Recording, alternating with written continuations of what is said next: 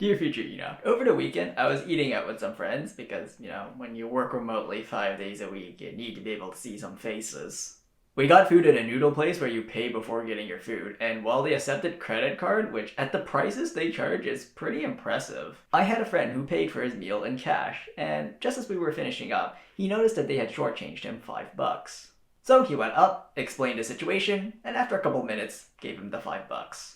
The first question I asked him was, how did you ask? Because as someone who's worked behind a counter handling money, there are a lot of stupid ways of resolving disputes. I mean, you could just search for your run-of-the-mill Karen video if you really want to see that. But body language says a lot, and sometimes you can come across as being micro or passive-aggressive without being aware of it. Take smiling, for example. Canadians smile too much.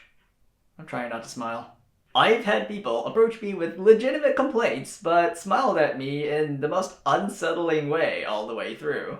And while we might think of smiling as being polite in a lot of circumstances, it can come across as being condescending. Hi, where can I apply?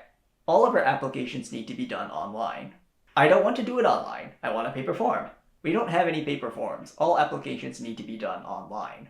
Give me a paper form. Well, I don't have any paper forms on me. Like I said, you need to do the applications online. It's the only way. That's the problem. Where's the exit? This actually happened to me. The exit is down your hall to your left. Bye.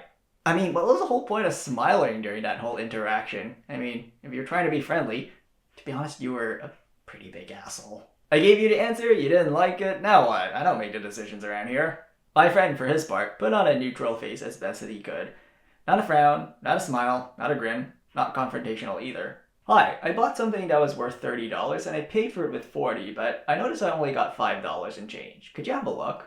Some people may find it to be a bit blunt, but to be honest, as someone who's worked at customer service positions before, that's fine. Straight to the point. Don't waste my time. And it doesn't come across as rude to me either, because you didn't imply that I deliberately shortchanged you. Now, my friend also works retail. Actually, he owns his own business, so suffice it to say that we both kind of want to be the customer that we'd want to serve.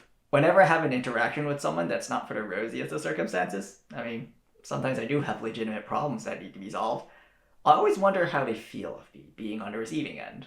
How did I ask? And was I a big asshole when I did so? Future Enoch, I'll see you next week.